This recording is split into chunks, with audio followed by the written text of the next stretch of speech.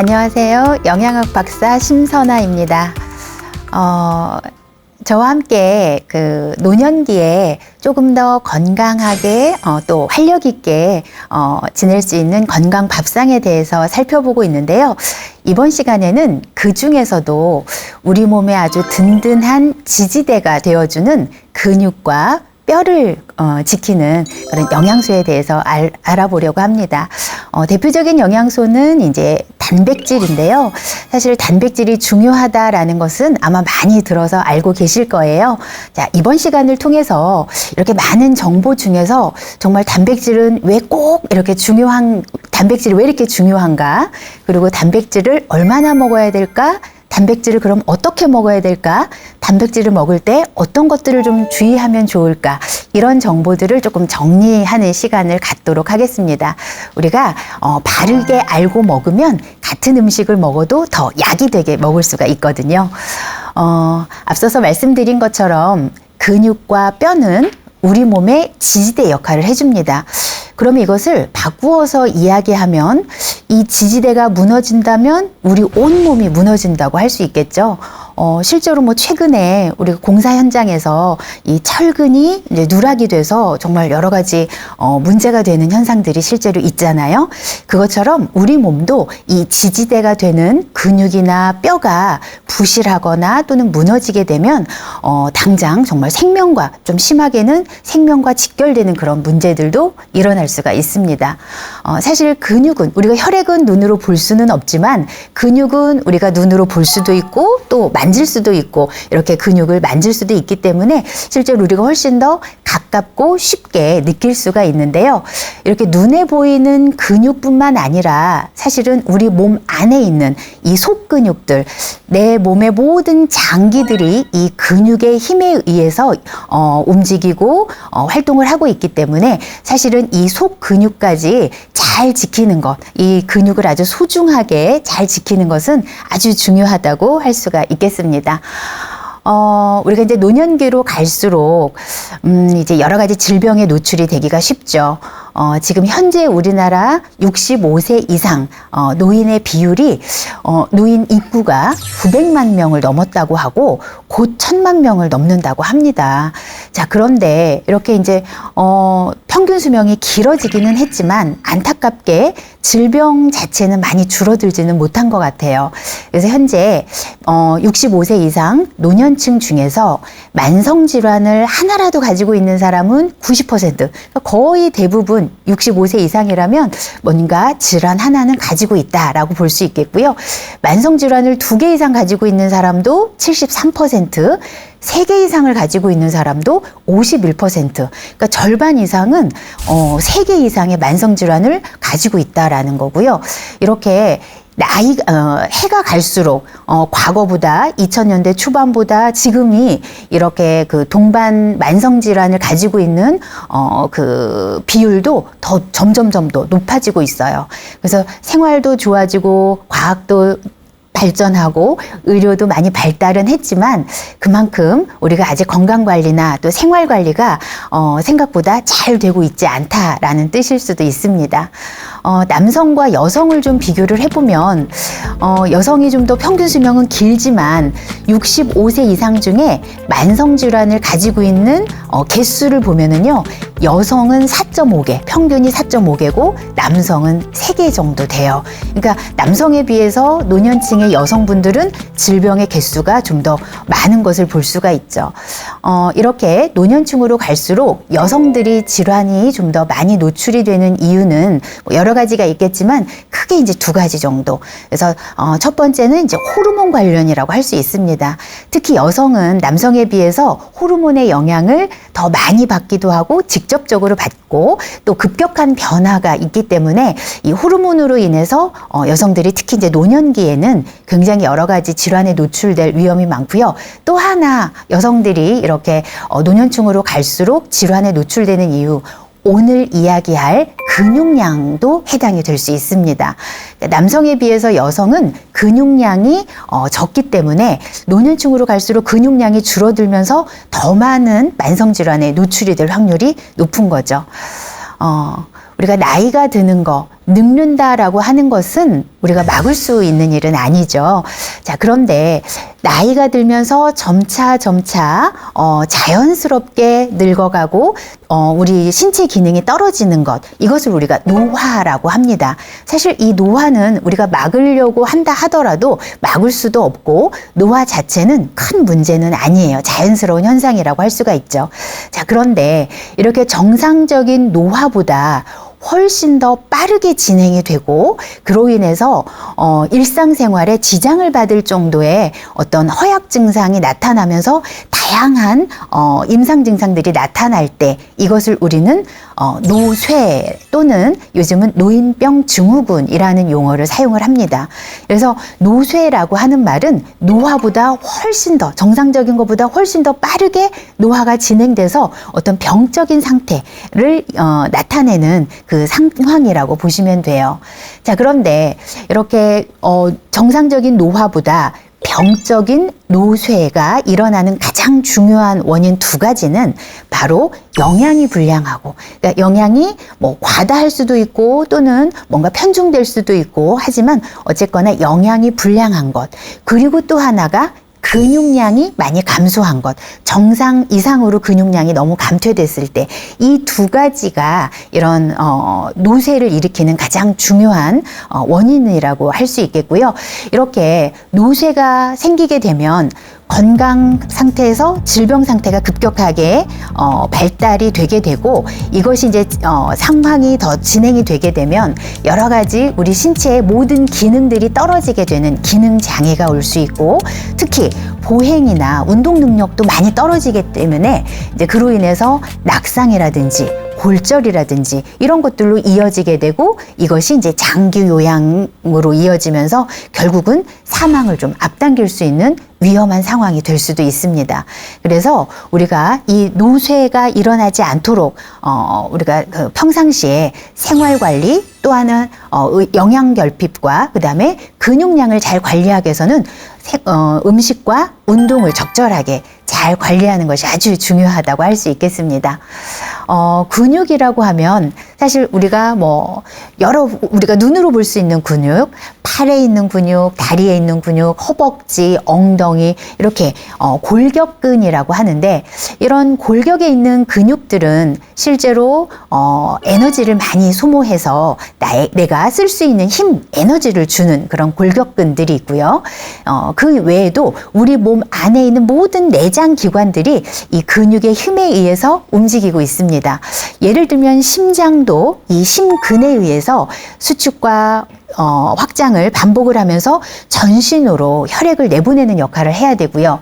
혈관도 역시 근육으로 이루어져 있고 췌장이라든지 간이라든지 대장이라든지 위라든지 이런 소화기관들도 전부 다 이 근육의 움직임에 의해서 그 기능들이 조절이 되고 있습니다. 또 하나 뼈도 이 근육이 있어야만 근육이 충분히 있어야만 이 뼈에서 새로운 뼈를 만들어내는 것들을 그런 기능들이 원활하게 이루어질 수가 있고요. 또 신경세포, 뇌의 신경세포도 근육에 의해서 생성되는 것들이 촉진될 수 있고요. 또 면역세포 같은 경우에도 이 근육이 적절하게 있어야 면역물질들이 잘 만들어져서 분비가 될 수 있습니다. 자, 이렇게 다양한 곳에서 다양한 역할을 하는 것이 근육이기 때문에 자, 근육을 우리가 어떻게 이제 잘 지킬 것인가 이것들이 아주 중요해지는 거죠. 이렇게 내장기관들 뿐만 아니라 특히 또 혈관에도 이 근육은 영향을 미칠 수가 있어서 근육이 부족해지게 되면 이제 혈액의 문제들, 당뇨병이라든가 또는 심혈관 질환 장애도 있을 수가 있고요. 또 거기서 나아가서는 인지장애까지 올 수 있는 여러 가지 만성 질환으로 이제 이어지는 그런 이제 문제들을 일으킬 수가 있습니다. 자, 그렇다고 하면 내가 노쇠 혹은 이제 노인병 증후군, 그건 이제 같은 의미로 받아들이시면 되는데요. 내가 노인병 증후군이 있는지 없는지 한번 자가 진단을 해볼 수가 있습니다. 자, 여러분들도 한번 제가 5가지를 말씀을 드릴 거니까 이 5가지 중에 몇 가지나 해당이 되는지 한번 체크를 해보시면 좋을 것 같아요. 자, 첫 번째가 최근 6개월 사이에 체중이 5kg 이상이 감소했다. 자, 두 번째, 내가 팔다리를 만지면 물렁물렁한 게 느껴질 정도로 근육이 많이 빠졌다. 자, 세 번째. 자, 7초 안에 15걸음을 걷기가 힘들다. 시간 7초 안에 15걸음을 걷기가 힘들다. 자, 네 번째는 일주일에 3번 이상 내가 좀 심하게 피로감을 느끼고 있다. 자, 마지막으로 5번째는 바깥 출입을 거의 하지 않고 있다. 자, 5가지를 알려드렸는데요. 이 5가지 중에 만약에 3가지 이상 해당이 된다면 노쇠 또는 노인병 증후군에 해당이 된다라고 볼 수 있겠고요. 만약에 이 중에 하나나 2가지만 해당이 된다 하더라도 노인병 증후군의 어떤 위험 인자를 가지고 있다라고 할 수가 있겠습니다. 그래서 이 5가지 예시 중에 해당되는 것들이 혹시 하나라도 있다면 지금부터 우리가 근육을 지키기 위한, 뼈를 지키기 위한 그런 밥상건강법을 좀 잘 귀담아 들으실 필요가 있을 것 같아요. 이 근육은 모든 건강이 그렇지만 근육도 그렇고 뼈도 그렇고 조금 더 일찍 최대한 빠른 더 어린 나이에 좀 챙기기 시작하면 아주 좋겠죠. 특히 근육량, 근육이라고 하는 것, 근육은 양도 중요하고 질도 중요해서 근육의 양은 많지만 질이 좋지 않으면 그것도 노인병 증후군으로 갈 수 있어요. 또는 근육의 질은 괜찮지만 근육량이 너무 적어도 노인병 증후군으로 갈 수가 있습니다. 그래서 근육을 적절하게 잘 관리한다, 건강하다라고 하는 것은 적절한 근육량과 근육의 힘, 근력이라고 하죠. 이 근력을 잘 유지하는 것이 함께 가야 되는데요. 이 근육량이나 근력은 우리가 나이로 치자면 30대 초반 또는 이제 중반까지는 이렇게 성장을 합니다. 그래서 30대 중반 정도가 되면 최고 정점을 찍게 돼요. 인생에서 최고 정점을 찍고 그 이후로는 지속적으로 감소를 하게 되는데 이 감소의 정도가 40대 이후에는 이제 좀 심하게 되고 60대 중반이 되게 되면, 특히 이제 노년기에 접어드는 60대 중반기에 들게 되면 굉장히 이제 가파르게 더더욱 줄어들게 됩니다. 그래서 우리가 나이대별로 사실은 이 근육을 잘 챙기는 것이 조금씩 좀 달라질 수 있을 것 같은데요. 예를 들면 근육이 많이 만들어지는, 많이 성장하는 청년기에는 이때는 영양 섭취를 굉장히 좀 적극적으로 하고 운동을 좀 적극적으로 해서 이때는 근육량을 최대한 많이 늘리는 쪽으로 어떤 포커스가 맞춰져야 되고요. 그리고 나서 이제 근육량이 최대치에 이르는 장년기가 되면 이때는 근육량을 더 늘리기가 사실 쉽지가 않기 때문에 이때는 근육량을 잘 유지하는 게 포커스입니다. 그래서 이제 장년기에는 식사를 균형 있게 하면서 또 규칙적으로 운동을 하면서 이렇게 근육량이 빠지지 않도록 유지하는 거, 여기에 이제 목적을 두게 되고요. 이제 노년기로 갈수록 이때는 유지하는 것도 사실 쉽지가 않아요. 그래서 이때는 어쩔 수 없이 자연스럽게 감소하되 이 감소의 폭을 최소화하는데 우리가 포커스를 맞춰야 됩니다. 그래서 이 노년기에 근육 감소를 최소화하는데 가장 중요한 게 바로 영양 중에서는 단백질을 섭취하는 것, 그리고 운동 중에서는 근력 운동을 적절하게 함께 병행하는 것, 이것이 노년기에는 굉장히 이제 중요한 문제라고 할 수가 있습니다. 이렇게 노년기로 갈수록 노화가 시작이 되게 되면 이제 근육도 다 섬유로 이루어져 있는데 이 근섬유에 굵기가 굉장히 줄어들게 돼요. 그래서 근육의 양도 줄지만 근육의 힘이 굉장히 줄어들게 되면서 근육이 있어도 사실은 제 기능을 못하게 되는 그런 경우들도 많죠. 그리고 이렇게 이제 노화가 되게 되면, 근육이 노화가 되게 되면 이 근육이 빠진 자리에, 사실 근육이 빠지면서 체중이 빠지게 되면 내가 근육이 많이 빠졌구나라는 걸 인지를 하게 돼요. 그런데 많은 경우에 근육이 빠진 자리에 그대로 있는 것이, 근육이 빠지고 그냥 있는 것이 아니라 지방이 그 자리를 막 급속하게 지방이 늘어나면서 근육이 빠진 자리를 대체하기 때문에 근육은 힘을 더 잃게 되고 또 뼈의 밀도도 낮아지게 되고 뼈에 심지어는 뼈 속에 있는 지방까지도 늘어나게 돼요.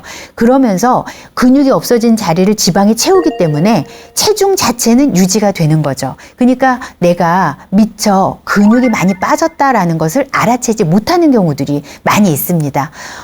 최근에 우리나라 그 국내 연구, 여러 연구에서 보면 65세 이상 인구 중에 최소 10%, 많게는 30% 정도가 이미 근감소증에 해당이 된다라고 밝히고 있어요.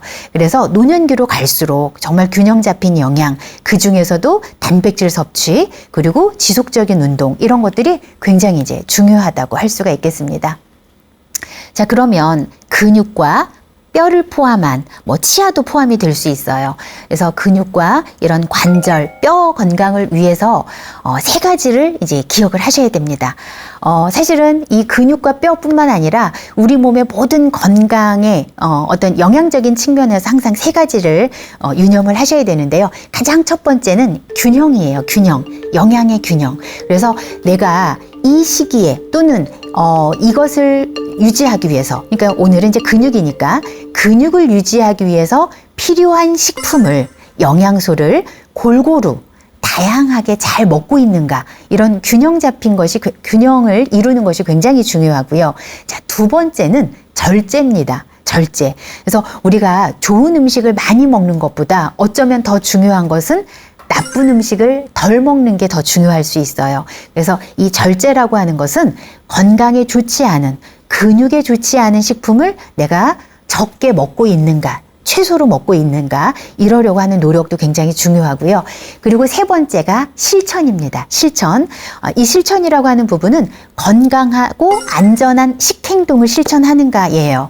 예를 들면 오늘도 이제 설명을 드릴 수가 있는데, 내가 뭔가 어떤 식품을 구매를 했어요. 그러면 항상 그 식품만 보시지 마시고 그 식품과 함께 오는 영양 표시 같은 것들을 항상 보면서, 여기에는 칼로리가 얼마나 되는지, 탄수화물은 얼마나 되는지, 또는 단백질은 얼마나 되는지, 이렇게 영양 표시를 내가 항상 확인을 한다든가, 또는 유통기한 같은 것들을 잘 확인해서 식품을 안전하게 잘 먹고 있는가, 또는 위생적인, 내가 뭔가 항상 손을 씻는다든가, 음식을 조리를 할 때 청결하게 한다든가, 이런 것들은 굉장히 우리가 생활 속에서 실천해야 되는 안전에 관련된 문제거든요. 그래서 이렇게 균형과 절제와 실천, 이 세 가지가 잘 조화롭게 이루어져야만 우리가 전체적인 건강을 이룰 수가 있습니다.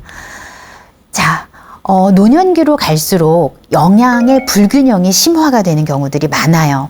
자, 그 이유를 좀 몇 가지로 한번 살펴보면, 일단 요즘은 이제 혼자 거주하시는 분들이 워낙 많기 때문에 혼자 거주를 하거나, 또는 혼자가 아니고 같이 계신다 하더라도 이렇게 그 노인분들, 어르신들끼리만 두 분이서 생활을 한다던가, 이런 경우들이 많다 보니까 이런 경우에는 굉장히 식사가 다양성이 떨어지게 될 수 있죠. 그래서 김치, 그리고 반찬 그냥 한두 가지, 김치와 반찬 하나, 그냥 국 하나, 이 정도에서 식사를 할 때가 많기 때문에, 그러다 보면 영양이 골고루 들어가지 못하고 굉장히 불균형해지기 쉽죠. 그리고 이제 노년기로 갈수록 미각도 떨어지고 후각도 떨어지고 소화의 분비도 떨어지고 소화 효소 분비도 떨어지고, 그리고 치아가 나빠지기 때문에 이것들이 전체적으로는 식욕을 많이 떨어뜨리게 되죠. 그러다 보니까 내가 먹어야 되겠다는 생각은 있지만 실제 식욕이 떨어지면서 식사량 자체가 줄어들게 되면서 이게 영양의 불균형으로 이어질 수가 있습니다. 자, 그리고 특히나 이제 치아가 불량하다 보면, 또 소화가 잘 안 되다 보면 아무래도 덜 씹고 소화가 좀 더 빨리 되는 것들을 원하다 보니까, 이러다 보면 단백질 섭취가 점점 줄어들게 돼요. 고기보다는 그냥 편히 먹을 수 있는 밥 위주 또는 면 위주, 이렇게 돼요. 죽 같은 거, 또 소화가 안 되고 씹기 힘들면 그냥 부드러운 음식들 위주로 먹다 보니까, 이렇게 되면 단백질 섭취는 점점 줄어들게 되고 탄수화물을 과다 섭취하게 되면서 영양 불균형이 좀 더 심화되는 경우도 많습니다. 전체적으로 노년기로 갈수록 많아지는 영양소, 이것은 염분이에요. 우리가 미각이 떨어지다 보니까 점점 짜게 먹게 되는 경우, 또 탄수화물 점점 이렇게 더 달게 먹지 않아도 부드럽고 또 쉽게 먹으려다 보니까 탄수화물이나 염분은 점점 많아지게 되고, 비타민 D라든가 그다음에 단백질이라든가 이런 영양소들은 좀 부족해지게 되는 경우들이 많습니다. 그리고 또 하나는 이제 노년기에는 앞서서도 우리가 통계에서 봤듯이 건강한 분보다는 정말 건강하다고 본인이 내가 노년 65세 이상 중에 내가 정말 건강하다고 느끼고 자부하는 사람이 6.7% 정도밖에 되질 않는데요. 그러니까 대다수의 분들이 약물을 복용을 하고 있는 경우들이 많이 있기 때문에 이런 특정 약물 때문에 영양소들이 상호작용을 하면서 체내 흡수가 되는 경우, 체내 흡수를 방해하는 경우가 많습니다. 그래서 사실 노년기에는 약물 때문에 손실되는 영양소들도 많기 때문에 영양을 조금 더 신경 쓰고 조금 더 다양하게 먹으려고 굉장히 신경을 더 많이 쓰셔야 됩니다. 이제 근육을 살펴보면 근육을 이루고 있는 성분은 크게 세 가지, 네 가지 정도로 우리가 살펴볼 수 있습니다. 근육을 이루고 있는 것 중에 가장 많은 부분은 바로 물이에요. 근육의 70% 정도는 물로 이루어져 있습니다. 그리고 그 다음으로 많이 차지하고 있는 게 바로 단백질인데요. 단백질이 22% 정도를 차지하고 있고요. 탄수화물과 지방은 8% 정도 차지하고 있습니다. 그러니까 근육의 90%를 물과 단백질이 차지하고 있어요. 그래서 사실은 근육이 부족하신 분들은 체내 수분도 부족해질 수밖에 없습니다. 이게 근육이 물을 많이 차지하고 있고 그만큼 근육은 물을 많이 보유할 수 있는 우리 몸의 저수지 같은 그런 역할을 해줄 수 있어요. 그래서 우리 몸에서 물이 부족하게 되면 대사도 떨어지게 되고 체온도 유지가 잘 안 되고 노폐물 배설도 잘 안 되고 여러 가지 문제가 있는데, 근육이 부족해지면 수분도 부족해지기 때문에 그로 인한 문제도 함께 생길 수가 있겠죠. 그래서 이렇게 근육을 구성하고 있는 수분이 충분하고 단백질이 충분하게 섭취하는 것도 굉장히 중요하고, 물론 단백질만 있다고 근육이 만들어지는 것은 아니기 때문에 미량 영양소들이 균형 있게 섭취가 되어야 됩니다. 자, 그럼 이제 구체적으로 조금 살펴보면, 노년기에 건강하게 근육을 만들고 또 유지하고 감소를 최소화하기 위해서 균형 있게 영양소를 먹으려면, 자, 일단 골고루 먹어야 돼요. 그래서 곡류, 과일류, 채소류, 그리고 우유와 유제품, 그리고 이제 단백질이 많이 들어있는 고기, 생선, 달걀, 콩, 이런 식품들을 식품 군별로 다양하게 먹어야 되는데, 자, 일단 곡류, 우리가 밥으로 먹는 곡류는 하루에 적어도 2번에서 4번 정도, 2번에서 4번까지 섭취를 할 수 있습니다. 그래서 우리가 보통 3끼를 먹지만 요즘은 2끼를 드시는 분들도 있고, 경우에 따라서 한 번에 많이 못 드시는 분들은 4번에 조금씩 나누어서 드셔야 될 수도 있죠. 그래서 이 곡류는 2회에서 4회 정도로 나누어서 드시는 것이 좋겠고요. 과일은 적어도 하루에 1번에서 2번 정도 섭취를 하는 것으로 기억을 하시면 좋겠습니다.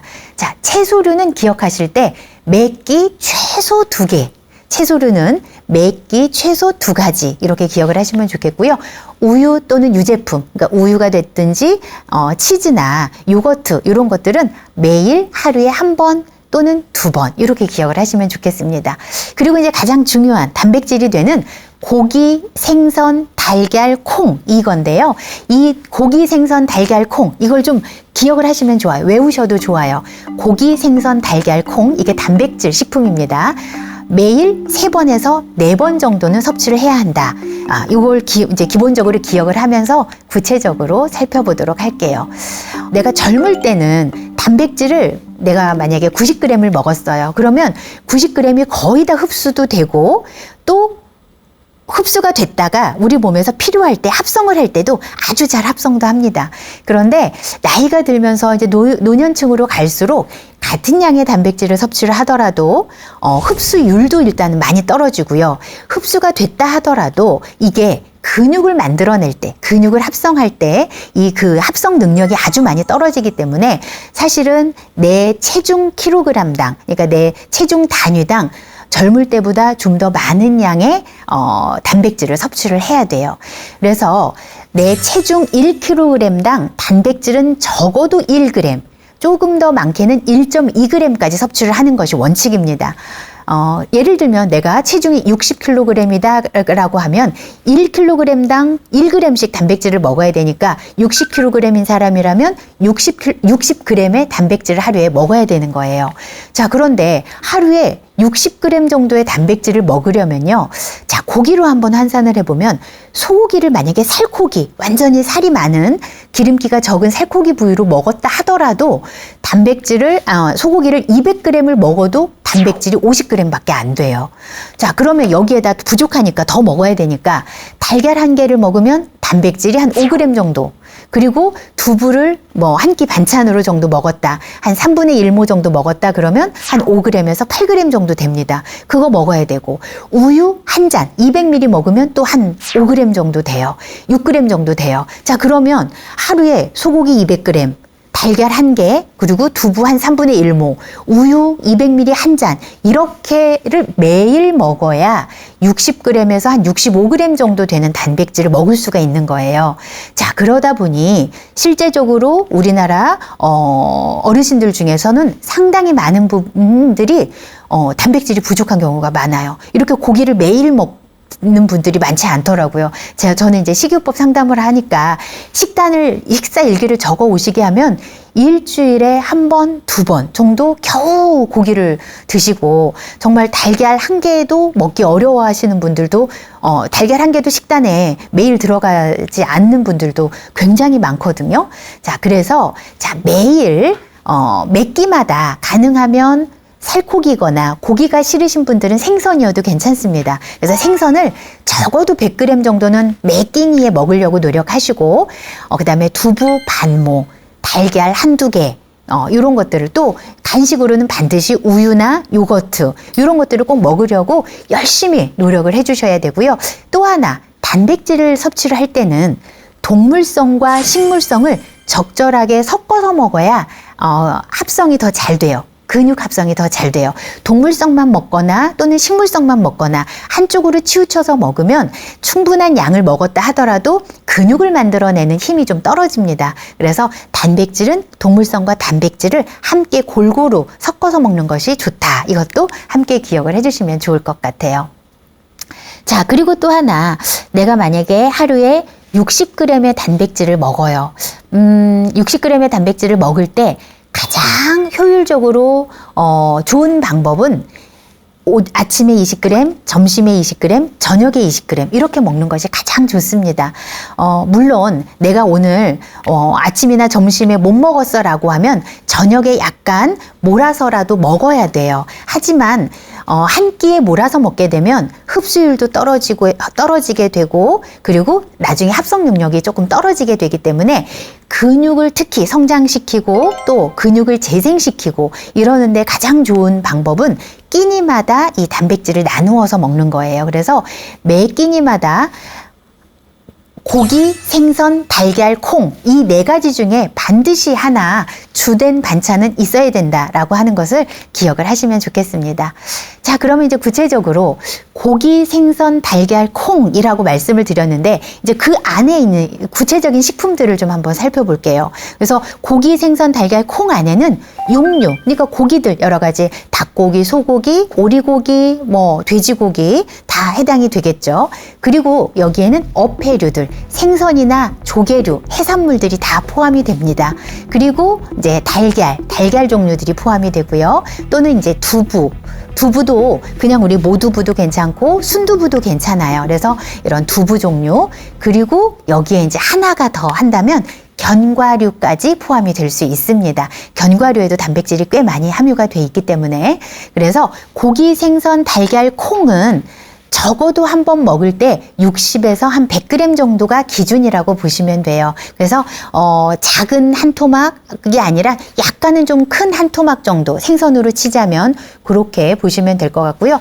두부 같은 경우에는 한 3분의 1모 정도가 한 끼에 먹는 분량이다라고 이해를 하시면 좋겠습니다.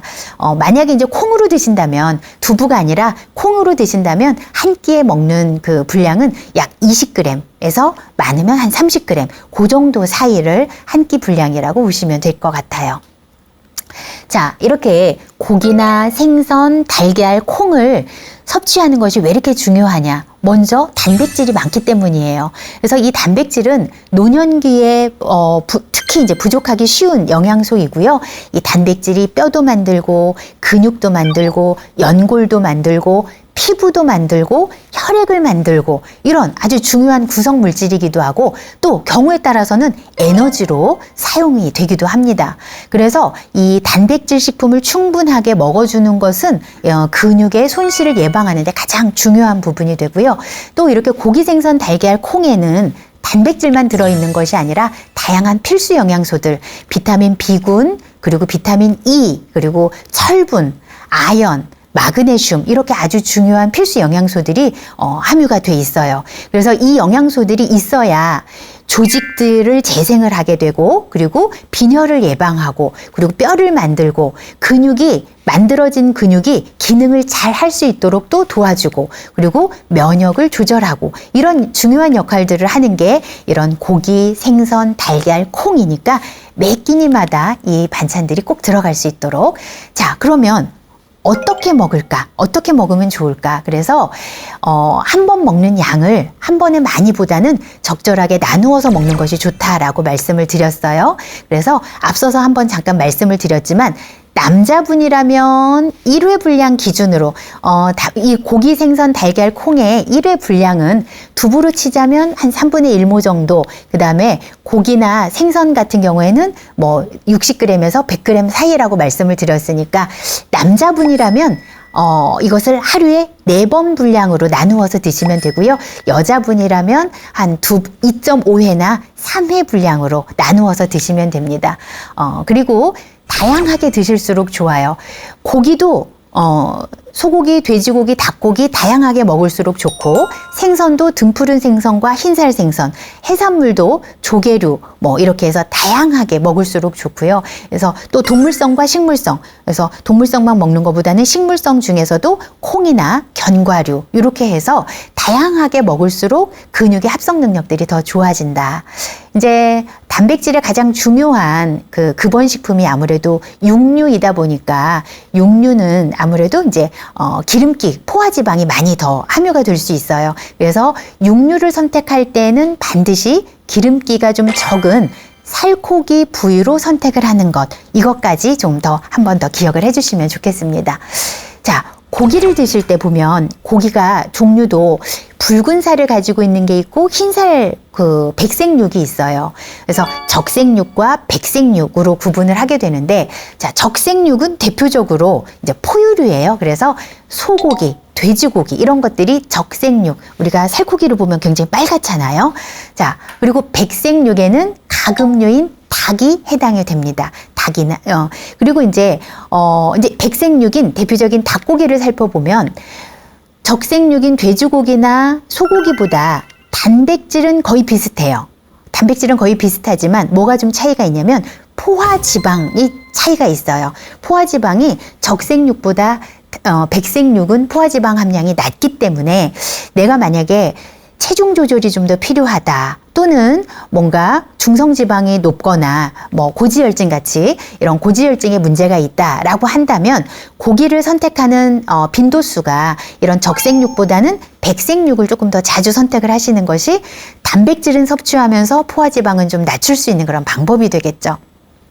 그리고 이제 적색육을 먹을 때에도 너무 기름진 부위라든가 내장 부위 이런 데는 포화지방이나 콜레스테롤 함량이 높기 때문에 가능한 살코기 위주로 섭취를 하는 것이 좋습니다.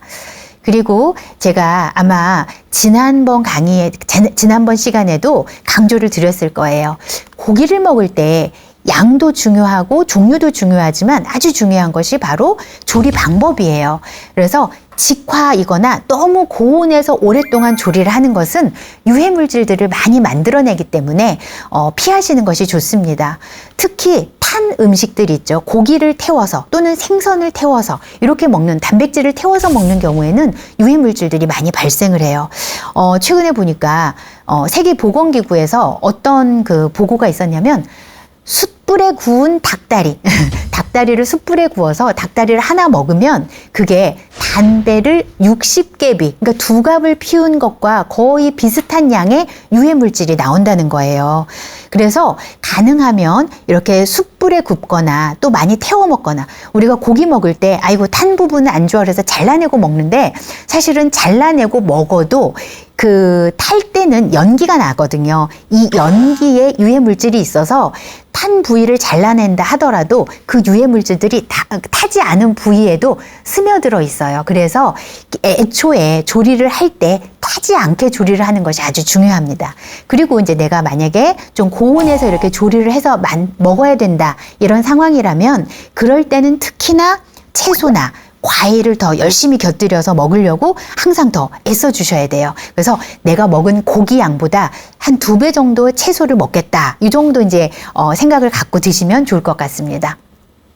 자, 그리고 이제 고기, 생선, 달걀, 콩이니까 고기가 이제 됐고요. 이제 생선을 드시면, 사실 생선이 중요한 이유는 단백질도 많이 들어있지만 오메가3 지방산이라고 하는 아주 중요한 좋은 불포화 지방산이 많이 함유가 돼 있습니다.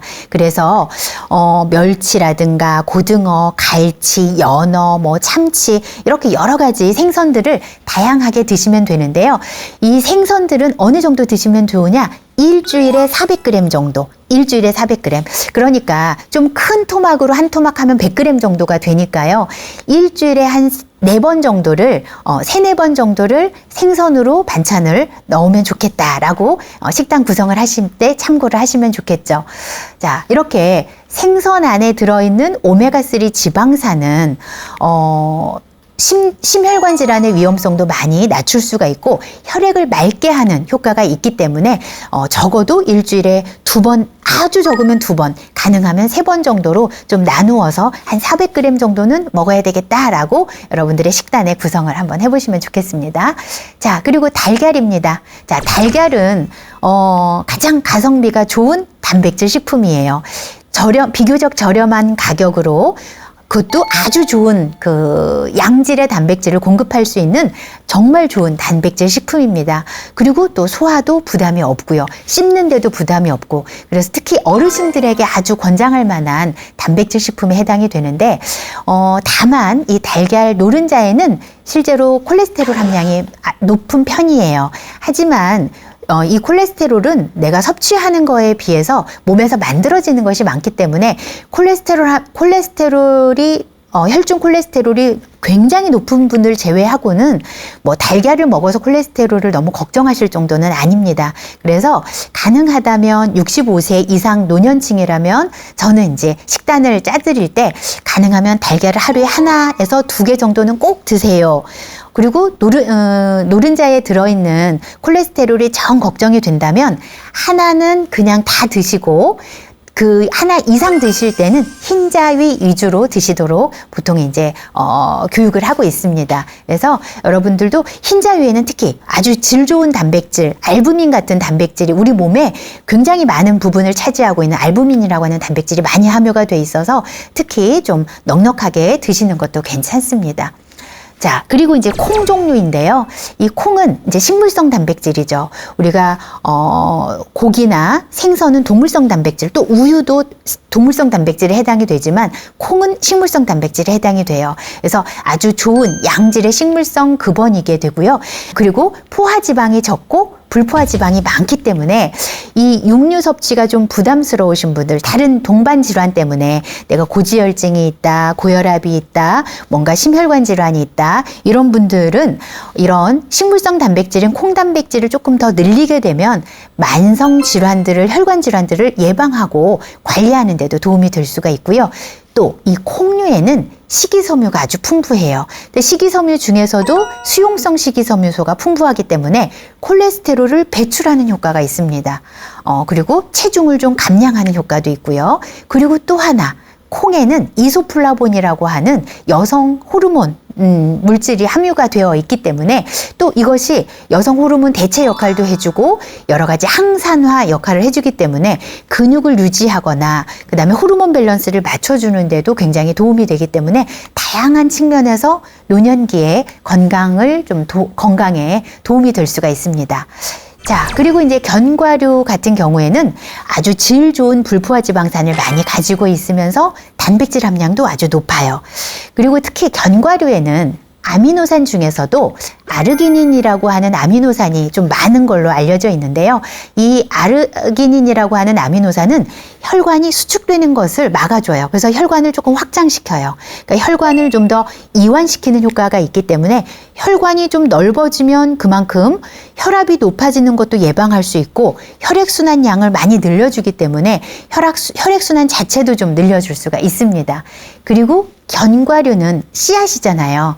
이 씨앗류 중에는 대부분 다 비타민 E라고 하는 아주 중요한 항산화 비타민이 함유가 되어 있고요. 이 외에도 식이섬유소도 풍부하고 또 칼륨이나 엽산과 같은 미네랄 또 비타민도 풍부하게 함유가 되어 있기 때문에 노년기에 굉장히 풍성하게 내가 영양을 좀 적은 양으로 특히나 적은 양으로 많은 영양소를 먹고 싶다 할 때는 이런 견과류를 섭취를 하는 것이 좋습니다. 실제로 최근에 한 역학 연구를 해보니까 하루에 견과류를 14g 정도를 꾸준하게 먹어. 14g이면 반줌 정도예요. 한 줌이 우리가 보통 25g, 20g, 25g 정도 되고요. 14g 정도면 반줌 정도밖에 안 되거든요. 이 정도만 꾸준히 먹어도 심순환괴 질환 그리고 뇌졸중 발생률이 좀 유의적으로 줄어들었다라는 그런 연구 결과가 있습니다. 다만 견과류는 칼로리가 좀 높아요. 그래서 내가 만약에 한 줌 30g 정도를 만약에 먹었다라고 하면 밥 반 공기 정도 먹은 밥 반 공기보다 조금 더 많은 양의 칼로리가 있기 때문에 견과류를 드시는 것은 아주 중요하지만 견과류를 드실 때는 양 조절을 반드시 하셔야 돼서 반 줌에서 한 줌 정도, 하루에 한 줌 이내로 섭취하는 것을 꼭 기억을 하시면 좋겠습니다. 자, 그리고 마지막으로 이렇게 씹는 게 좀 불편해서 이렇게 단백질을 많이 먹어야 되는데 씹는 게 불편해서 못 드시는 분들이 어르신들이 상당히 많아요. 근데 이제 이가 전체적으로 70세 이상의 어르신들 중에서 이렇게 씹는데 불편함을 호소하시는 분이 절반 정도 돼요. 그러니까 절반 정도는 씹는 게 불편해서 내가 마음껏 먹지 못한다라고 하는 거거든요. 근데 이렇게 이가 약해서 씹는 힘도 약해지게 되면 소화력도 떨어지게 되고 그러다 보면 앞서서 말씀드린 것처럼 아무래도 삼키기 쉬운 탄수화물 위주로 섭취를 하게 돼요. 그러니까 단백질 섭취가 점점점 줄어들게 되고 탄수화물 섭취가 점점 많아지게 되면서 영양 불량이 올 수 있습니다.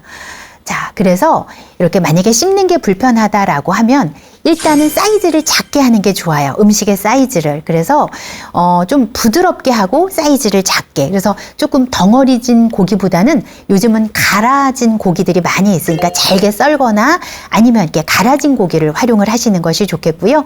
그리고 좀 부드러운 단백질. 그래서 고기가 만약에 좀 힘들면 생선 중에서도 특히 흰살 생선이 육질이 좀 훨씬 더 부드러우니까 이런 생선류 또는 두부 또는 달걀 이런 부드러운 단백질을 주로 선택을 하시는 것이 좋겠습니다. 그리고 조리를 할 때 아주 작게 썰거나 좀 그렇게 다지거나 해서 갈거나 이렇게 해서 사용을 하시고요. 조리를 할 때 주로 볶거나 이렇게 하는 것보다는 삶는 조리법이 훨씬 더 무르게 돼요. 채소도 마찬가지, 고기도 마찬가지. 그래서 푹 삶고 제가 좀 추천드리고 싶은 조리기구, 압력솥을 잘 활용을 하시면 아주 좋습니다. 이게 오랜 시간 끓이는 것도 중요하지만 오랜 시간 우리가 조리하기 어려울 때에는 압력솥을 이용을 하게 되면 고압력에 의해서 이 섬유질들이 고기에 들어있는 근섬유 또는 채소에 들어있는 섬유질들이 굉장히 부드러워지기 때문에 짧은 시간에도 훨씬 더 부드러운 요리를 할 수가 있어요. 그래서 뭐 예를 들면 고기 찜을 한다든가 뭐 이럴 때도 압력솥을 좀 적절하게 잘 활용을 하신다면 훨씬 더 부드럽게 해서 좀 단백질을 좀 치아에 부담 없이 섭취를 하실 수가 있습니다. 자, 이렇게 해서 오늘 단백질 섭취를 조금 알아봤는데요. 사실 우리가 공짜인 게 세상에 공짜가 하나도 없죠. 우리나라에서 물건을 제일 많이 팔았다고 하시는 분께서 이런 말씀 하시더라고요. 싸고 좋은 물건은 절대로 없다. 라는 말씀을 하셨는데, 건강도 마찬가지인 것 같아요. 건강은 절대로 저절로 오지 않습니다. 내가 최대한 얼마나 더 애썼는지, 얼마나 더 힘썼는지, 얼마나 더 시간 투자를 했는지, 얼마나 더 관리했는지, 이것이, 이제부터 이제 인생 후반기에, 굉장히 그 삶의 질을 좌우할 수가 있습니다. 어떤 사람은 80대가 돼도 제가 얼마 전에 강의를 갔더니 80대신 분들이 정말 많이 강의를 들으러 오셨어요. 80대가 돼도 전혀 일상생활에 지장 없이 왕성하게 활동을 하시는 분이 있는가 하면 이미 60대만 돼도 혼자서 거동하기 어렵고 누군가가 옆에서 활동을 좀 보조해야 되고 옆에서 도움 역할을 많이 해줘야만 되는 그런 경우, 안타까운 경우도 있죠. 이런 것들이 내가 얼마나 적절하게 노화가 되었나, 노화가 제대로 되지 않고 정말 노쇠로 가버렸나, 이런 차이거든요. 그래서 오늘 알려드린 이런 단백질 바르게 먹는 방법을 좀 잘 참고하셔서 노쇠로 가지 않고 좀 건강하게 적절한 노화를 유지하시는 그런 삶이 노년기가 되시기를 바라겠습니다. 감사합니다.